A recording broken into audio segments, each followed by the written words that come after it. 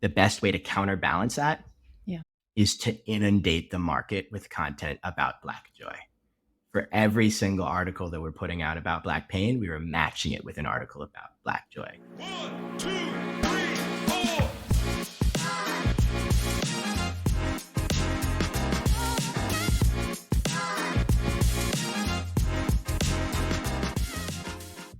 Hey, JKP crew. I talk with my dear friend, Aaron Samuels. He co founded Blavity and Afrotech, currently sits on their board, and is the current founder of Collide Capital. Aaron and I talk all things building a business, being an artist slash writer slash poet, what growing up as a mixed kid was like, as well as what's important to him these days. Enjoy. Aaron, I'm so glad that you're here. I'm so excited to dig in. I want to start with taking us all the way back to baby Aaron growing up in Rhode Island, the son of not one, y'all, but two therapists. I can't even begin to comprehend what that's like. But on top of that, Aaron, you have such a fascinating background. You are Black and you're Jewish.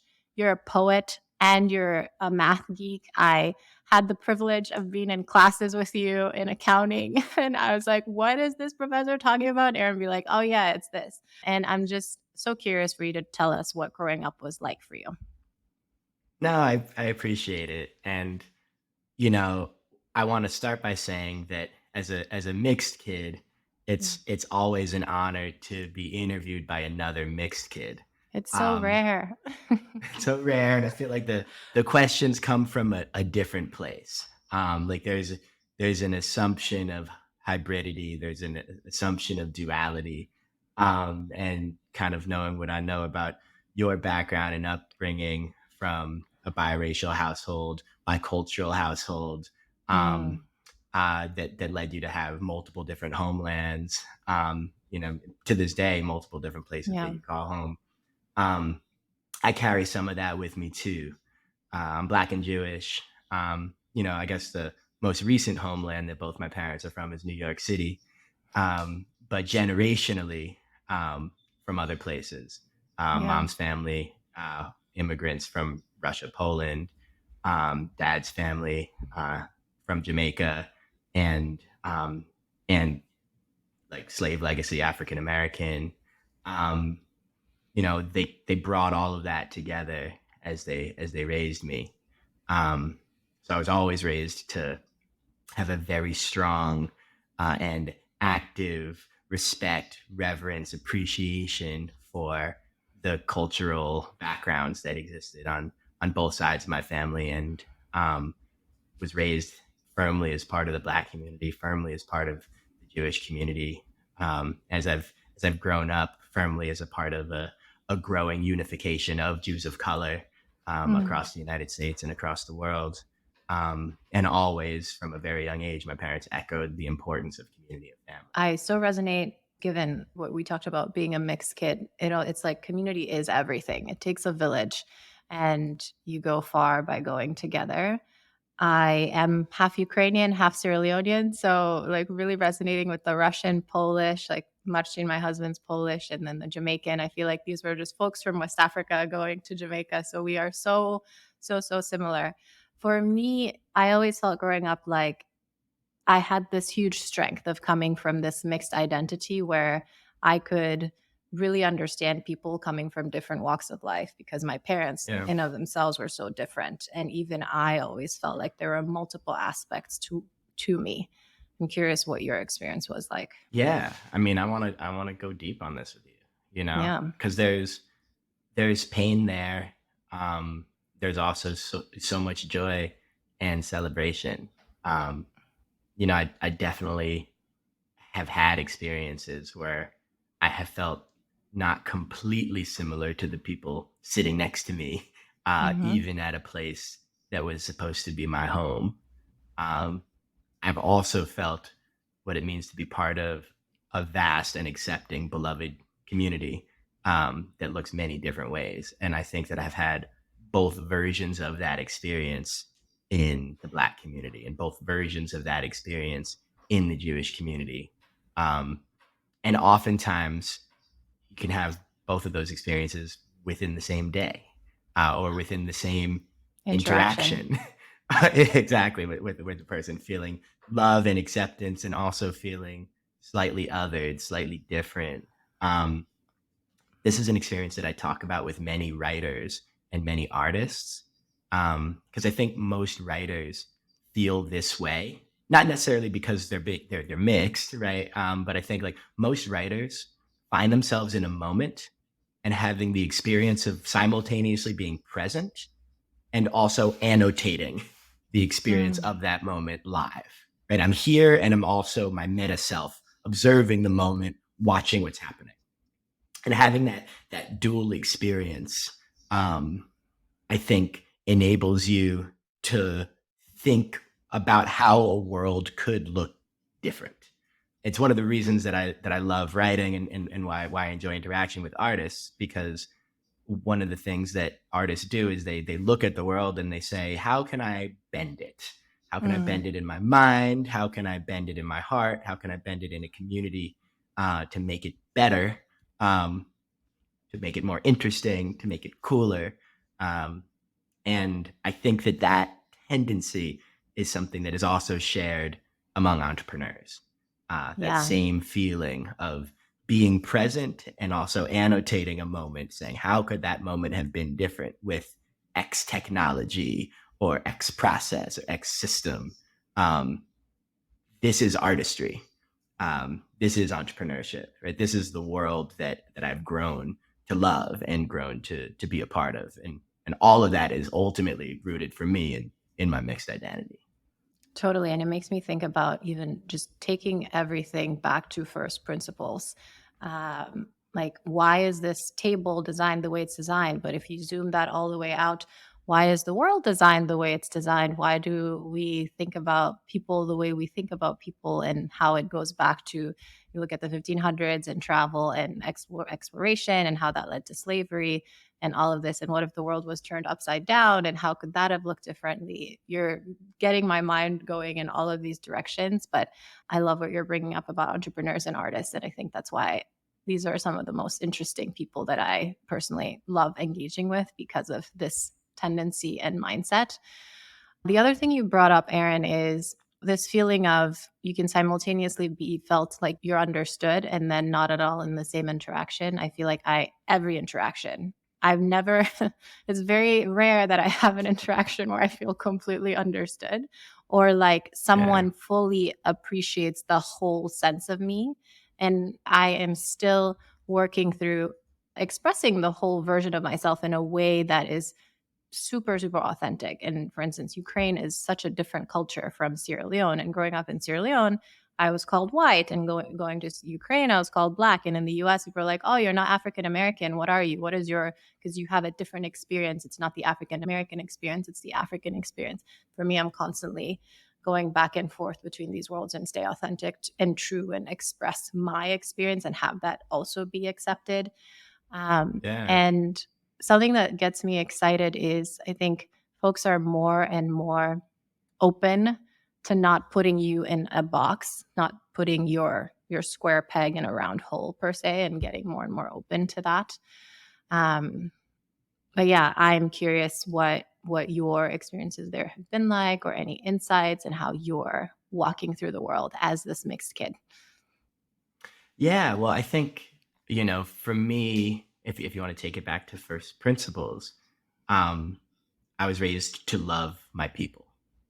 Um, as I've gotten older, I think I've developed more nuance, um, around what that means. What does it mean to truly love?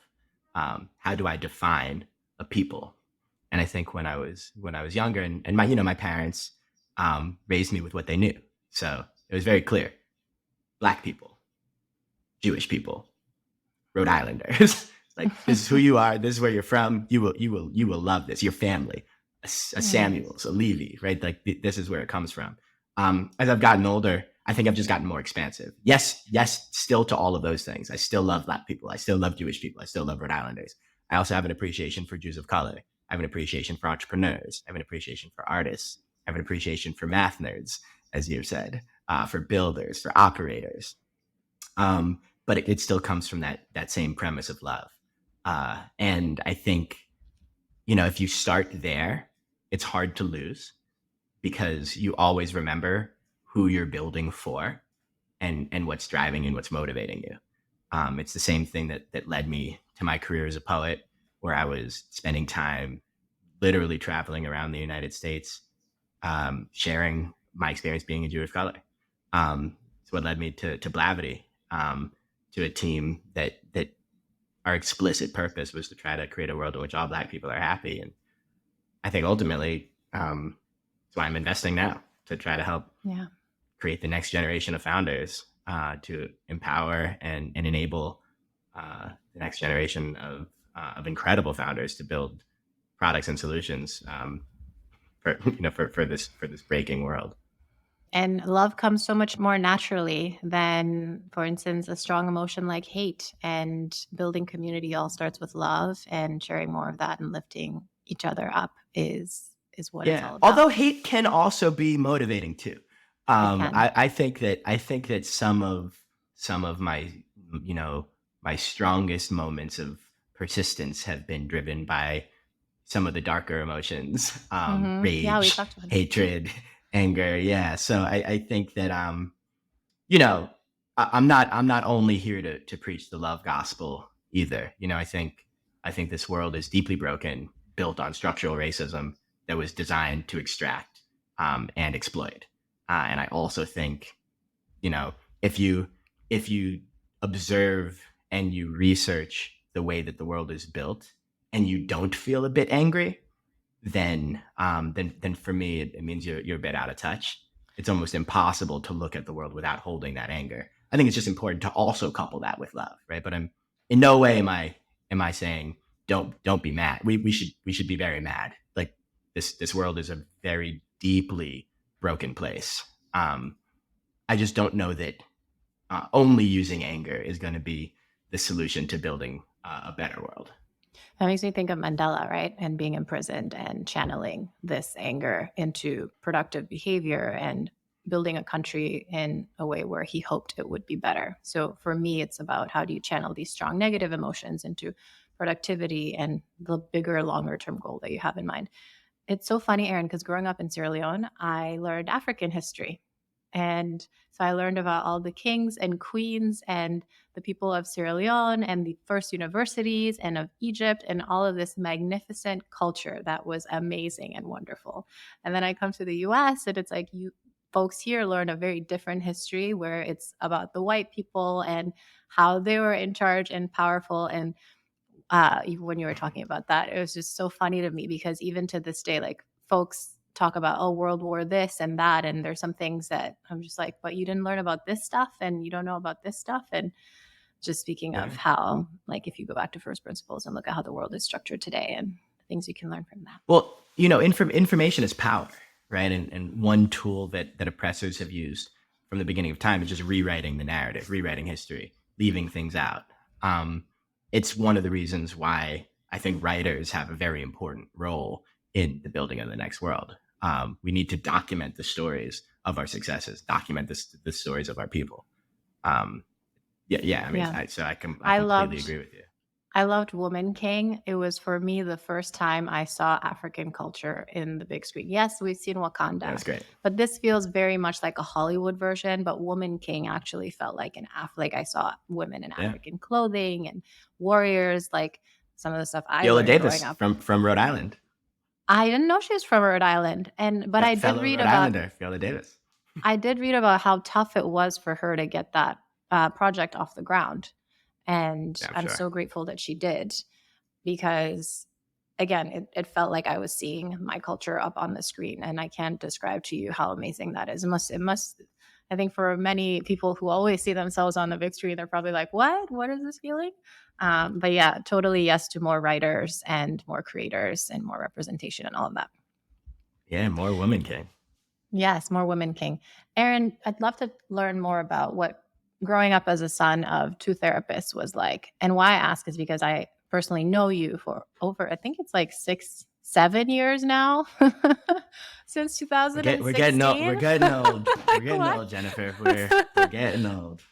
And one of the things I love about you is, again, like your ability to derive meaning and value between positive and negative emotion. For instance, like first year of business school together, you were sharing your poetry book, which we'll link so folks can look into it. And I remember I grew up during a war in Sierra Leone, and I had developed this coping mechanism of almost siloing away the negative emotions like the fear, etc. And I remember having a conversation with you about what value and how meaningful negative emotions can be. And as a poet, we talked a little bit about this. And then you just are so passionate about your craft and poetry and all of this. And bringing it back to your parents, it feels like you developed at a very young age really great ways of mediating your emotions and channeling them into various pursuits like art and poetry and entrepreneurship, etc. So just wanted to get a sense of what that upbringing was like and what you learned from them. Yeah, for sure. I mean, I think in many ways we're all a reflection of our childhood. You know, Mm, we all engage in some amount of trauma as a kid, and we spend the rest of our lives trying to undo that, or yeah. trying to build on it. And I had a very different childhood than you did. You know, I can't even imagine what it was like growing up during a war, having to leaving your home, having to leave your country. Um, so shoot, if you want to deal with your negative emotions differently than the way that I deal with my negative emotions, like more power to you. Um, for me, it was an important tool to be able to name my emotions and to harness them. And I think that that's something that you learn subtly from having therapist parents. And my parents were therapists, but I also want to shout them out because I think that they were also very excellent at what they do. So there's all these stereotypes of like, oh, the children of therapists end up screwed up and things like that. And actually, I I haven't think heard too much of that narrative. that's a pretty popular one in the states. Okay. Um, but but I think for me, it was really a source of strength. You know, coming home, my parents would very subtly they'd say, "Oh, hey, Aaron, you know, how was your day?" And I'd say, "Oh, my day, blah blah blah. I was this," and they'd say, "Oh, great, great. What'd you do?" And I'd say, "Oh, hey, I did these things." And I'd say, "Oh, that's awesome. How'd that make you feel?" And be like, "Oh, yeah, it made me feel like this." And they say, "Oh, that's awesome. Like, why do you think it made you feel that way?"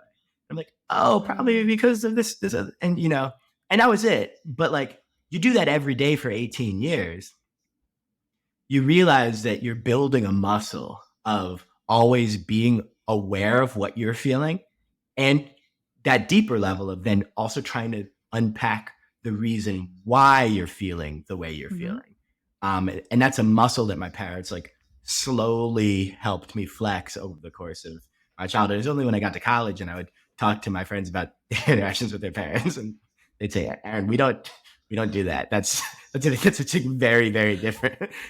I'm like, "Oh yeah, what do you say when your parents ask you like why you felt this way?" And they're like, "My parents have never asked Don't. me that question." And if I asked my parents that question, they would not answer it. And I realized that was like table stakes. That Yeah. was what we were talking about every single dinner. So that then when things got hard, when we dealt with difficult moments as a family, when we dealt with family tragedies, or we dealt with global tragedies, um, we already had those tools to process. My parents um, often said, I think I said this in a conversation with marching at a certain point in time in GSV. Um, my parents equate therapy to working out, to kind of to go Yeah. into to the gym. Like you don't start working out when you get a broken leg.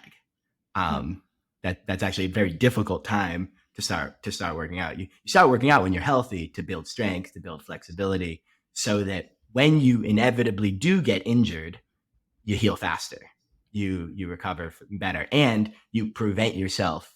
You reduce the likelihood of getting injured in the first place because you build that strength. And my parents kind of raised me to feel the exact same way about therapy, and broader than therapy, about the general tools of emotional wellness, of mindfulness, mind body self care. And I grew up in a household that really valued these elements and viewed them as sources of strength. Absolutely. Such a huge source of strength. I'm so glad about how far the market has now come on the value of therapy and that it's hopefully less and less and less and less taboo now. Like so many of our friends now openly talk about having therapists, etc. I'm sure that that's what's just the self-awareness and ability to self-manage that's helped you growing your businesses, et cetera. Because I think so many entrepreneurs just don't always take great care of themselves to this point of going to the gym only when something's broken or going to the doctor only when something's broken. Yeah, I mean, I probably still have some way to go, It's all a but work in progress. it is a work in Yeah. progress indeed. It is a work in progress indeed. All right, Aaron, let's talk about what you're doing these days. Well, are you still doing Blavity and Afrotech? So it's a great question. I appreciate you asking. Um, so I graduated. Nice. I like that. Okay. Um, I now am in purely a board role Mhm. for Blavity and Afrotech and for Blavity.org, our nonprofit sister organization. So Okay. I sit on the board. Um, Blavity Incorporated is the for-profit arm that also owns Afrotech as a subsidiary, and Blavity.org is the nonprofit. In January of 2022, I stepped into a board role for those organizations so that I could pursue my next initiative full time, and that Yeah. is And a venture capital fund called Collide Capital. awesome. We'll talk about all of these. Let's start with Blavity, which is the largest global Black media company, and then Afrotech, which is the largest Black tech conference that you built both of these and co founded. Would love you to give us the highlights of what was starting it like, how did the idea come about, and then what was getting it off the ground like. Yeah, that was great. I mean, yeah, we're the largest global Black media company for millennials and Gen Z. It was Morgan's idea. Mhm. Morgan, really good friend of mine from college. I've known Morgan since she was 17. We met actually during like a pre-freshman orientation weekend when she was a senior in high school and I was a freshman in college. And always a powerhouse. And so good friends in college, me, Morgan, and Jeff and Jonathan, the four of us. And a few years out, Morgan kind of got the band back together and, you know, called us all and said that she had this idea for a Black media company. Did we want to did we want to start it with her? Um, at the time in my life, I was I think I was a little lost. Um, I had been working at Bain and Company, doing strategy consulting in New York. I also was working nights as a spoken word artist and Mm. performing all over New York City as well as nationally. And had I was taking a 6 month leave of absence from Bain to go on a book tour with my book Yarmulkes and Fitted Calves. And so I was in the Bay Area at the tail end of my book tour. I think December of 2013, and Morgan was living in San Francisco at the Nice. time. And I went over to her apartment and we hashed it out. And she had this vision. She was living in Silicon Valley. She was working at Intuit. She saw, you know, technology and access, and saw how Black people weren't getting that. On top of that, the four of us had all, went to college in St. Louis. Morgan grew up in St. Louis around the time. This was around the time of the murder of Michael Brown, and the subsequent um, righteous anger that emerged in Ferguson, um, the protests, and we were watching all of that happen, and we were watching our story not being told in a way that was actually reflective of the truth. And coming back Um, to what we talked about earlier about the narrative and being in control of the narrative. Exactly, exactly. And for us, the narrative was, and this wasn't the first, of course, and it was a string of really intense media moments for Black Death. This was the government execution of Troy Davis. I think that was around 2012, followed by the murder of Trayvon Martin. I think right subsequently after that, and then the murder of Michael Brown. So all of these things kind of happened and were happening while in parallel, me, Morgan, and Jeff and Jonathan were having this conversation about Black storytelling and Black narrative, and where the source of truth should be for our community. Um, and what was happening is when when we were logging into mainstream news publications to try to figure out what was going on, the story that we were seeing were angry black people steals televisions from local tech store, right? Like Yeah. where that, there's looting, there's anger, we need to quell the masses. Like that was the story that was being told, as opposed to the deeper story, which is we were living in a society where it was acceptable to murder black people with no repercussion, and people were legitimately upset And about furious. about Yeah. that, right? And furious, as they should be. And the answer wasn't that we need to stop the looting. The answer is You that need we to need to stop the stop the shooting. murder. We need to stop the shooting. Yeah. Exactly. We need to stop the murder of black people, and the government sanctioning of said things. So we said, where does that happen? Like, where are we having these conversations? Where are we having these legitimate and important conversations? Because we were having them. Like when you were talking to Black millennials, we were having this conversation, but it wasn't happening in mainstream news, and we were realizing there was. It's funny almost saying this in 2023 because it's so obvious in 2023, but Mhm. it wasn't obvious in 2013 and 2014. But we were having these conversations on social media. That's where the conversations were being had. We were having them on Twitter. We were having them on Instagram. TikTok didn't exist yet, but we ultimately we were having them on a thing called Vine, and I think Vine Which culture doesn't ultimately exist. like evolved into TikTok culture. Um, and we said we need to find a way to aggregate and source news from social, from the places where we were actually living and actually having these conversations. Something that was mobile first, something that was social first, something that was actually representative of our community. And that's where it started. And then where it progressed in a very important way was we realized we didn't just want to create content about black pain. Um, the world, at least the world that I knew it in the United States, was what we found was often willing to let an article or a news story go viral if it was about black pain, but not as often willing to let a story go viral if it was about black joy. That reminds me, Aaron, of the commercials about the poor African kid with the flies on their face and donate, and this being the story and image of Africa. And I totally, totally resonate. There's so much celebration and joy and beauty in the culture of the continent. And Yes. I totally get this. Yes, exactly. That's exactly right. There's a received narrative that Black people get in this country and in this world, and if you put out media stories that are in alignment with that received narrative, they're allowed to flourish. And if you put things that run counter to that received narrative, oftentimes they get suppressed. And maybe they're getting suppressed by individual people. Maybe they're getting suppressed algorithmically. There's a lot of problems, but we said the best way to counterbalance that Yeah. is to inundate the market with content about Black joy. For every single article that we're putting out about Black pain, we were matching it with an article about Black joy. Just as much as we live in the age of Black Lives Matter, we also live in the age of Beyonce. Oh, Just as hell much as yeah. we live in the age of the murders of Michael Brown, or years later, the murders of George Floyd, we also live in the world of Black Panther. We also live in the world of the Woman King and Viola Davis. These things are true. Yeah. Throughout history, Black people have been leaders in art, in science, in culture, in mathematics. We've been vanguards of building.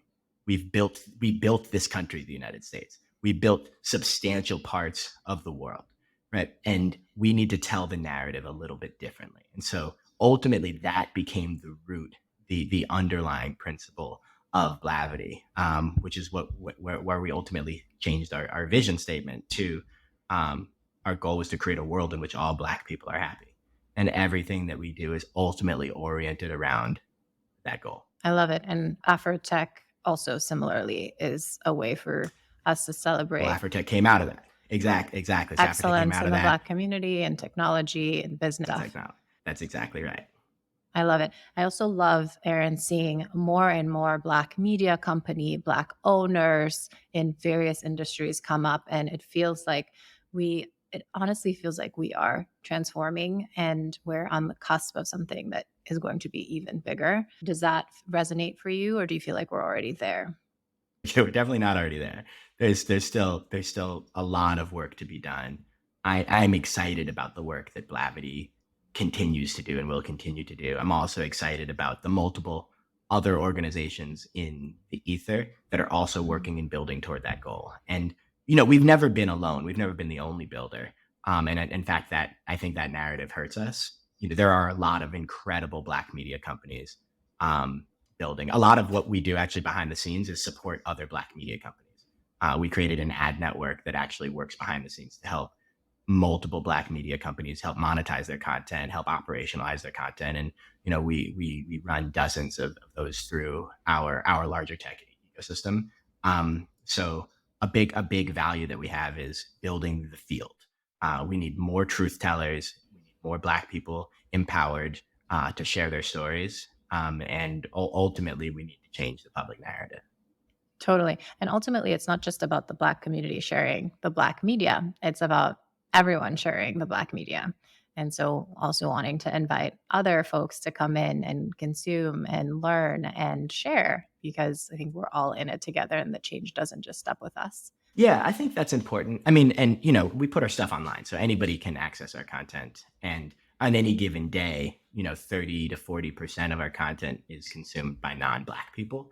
So we're Right. definitely aware of that. But it's also important to us that the content that we're putting out is focused on a Black audience and comes from a Black perspective. And so oftentimes content is designed with an imagined white audience in mind, or a general market audience in mind, which oftentimes breaks down to kind of white middle class. And so it's important that we say, yes, we want everybody consuming this content, and we also think it's great for the world if non-Black people are consuming content that is written by Black people and designed with a Black audience in mind. Let's talk about Collide Capital, because I know this has seemed like an overnight success that was years in the making. And you, your partner, Brian Hollins, huge congrats, Aaron. Y'all raised a fund of Thank you. $66 million to invest in the Black community. And I just want to have you soak that in. Thank you. No, I appreciate it. And what I will say is that the Blavity and the Afrotech project was explicitly a Black project. Collide Capitals is a little bit broader. We're still Okay. focused. We're still focused on underrepresentation, but we did a bit of research, and if you look at the numbers, less than 1% of venture capital funding goes to Black funded startups. Um, but similarly, less than 1% of venture capital funding goes to female founders of any race. And it's around that mark that the number changes, but less than 2% goes to Latin founders. And so, and again, that part of that is, I don't think that this country has really nailed how we catalog and define Latin people, Mm-hmm. right? So yeah, we can double click on some of that later. But the point is, three of the most underrepresented groups relative to their index of the population, Black people, Latin people, and females, Women. um, are not getting access to venture capital. So we made those our core focus audiences for the fund. So we raised $66 million that primarily is designed to go to Black, Latin, and female founders. And so, are you focused on a particular industry? Tell us a little bit about your thesis, how founders can get involved in all of that. Totally. So our theory of change is that we want to back intersectional founders that ultimately are going to be building unicorn companies, because we believe that victory is the is the best revenge, so to speak. So success is the best revenge. So um, we look at three primary sectors. We look at enterprise SaaS. We look at supply chain software, and specifically regenerative economy. So this is the software side of climate technology, and we look at Gen Z empowerment, and that's future of work, future of workers. What types of softwares are going to be required when Gen Z is the primary decision maker in their lives, in their homes, and in their workplace settings. Um, we believe that these three sectors are going to be persistent, and Mhm. persistently important over the next decade. And we believe that the most innovative solutions in these sectors are going to be built by people not just in Silicon Valley.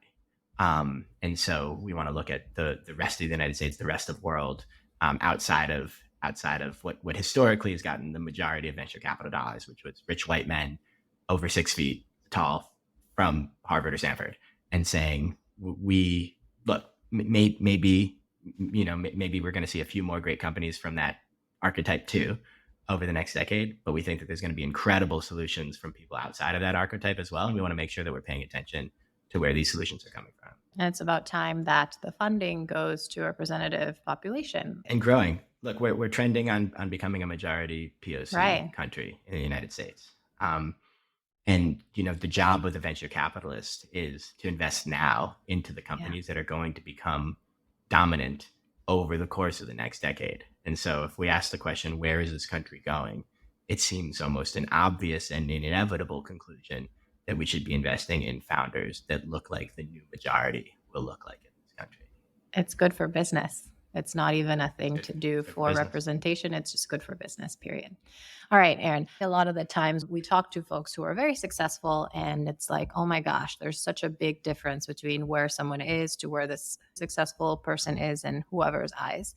And I want us to make sure to talk about the challenges along the way in building Blavity, Afrotech, Collide Capital. It has not been an easy journey. You've told me some of them. 2020, for instance, was a really difficult year.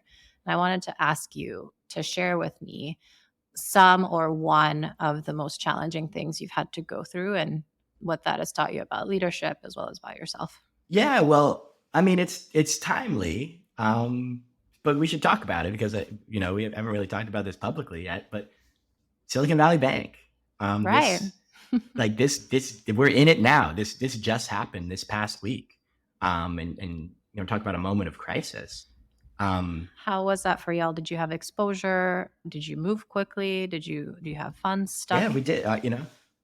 So as a fund, our primary bank was Silicon Valley Bank, and about 30%, 35% of our portfolio companies, their primary bank was Silicon Valley Bank.